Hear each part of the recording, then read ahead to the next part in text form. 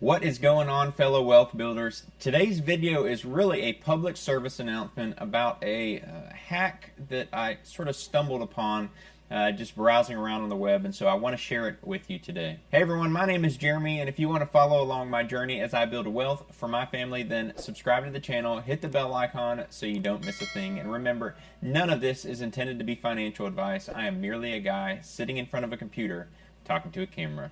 Let's get into it. So this is what I stumbled upon. I'll put the link down in the description if you want to go read it. But essentially it is a clipboard hijack software or malware.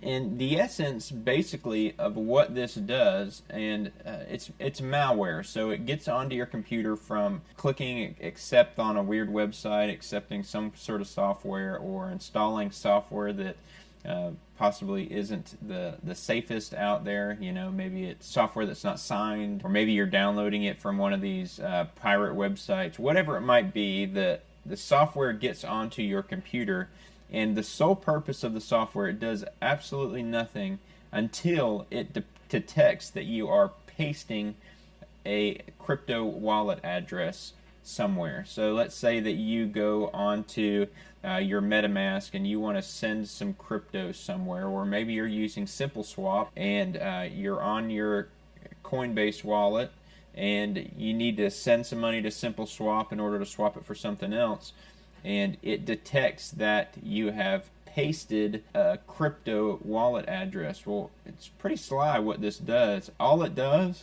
is it just replaces that with their crypto wallet address. So the unsuspecting person, or the person that doesn't check, they copy their wallet address, they go to Coinbase or whatever exchange they're using, they're saying, okay, I want to send this to this address, they paste it. Well, this software detects that that's been pasted and it swaps it with theirs.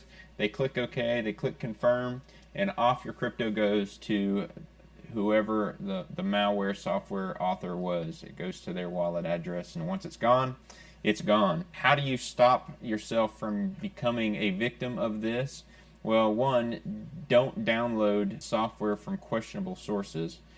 Make sure that you are always diligent about the websites that you're going. Make sure you have up-to-date antivirus that is running on a regular basis. And then anytime that you paste in a wallet address, always go back and confirm before you go on to the next thing. So when you get that pasted in there, sometimes the easiest thing is to look at like the first 6 or 8 digits of your crypto wallet address and the last 6 or 8 and make sure they match. If you do that, pretty high likelihood that it's your address.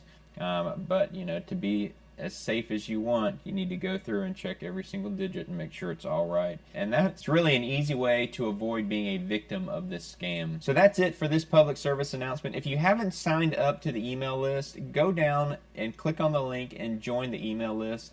I send a ton of great content out to that list, so go subscribe so you don't miss anything. If you haven't seen this video, go check that one out. I will see you over there.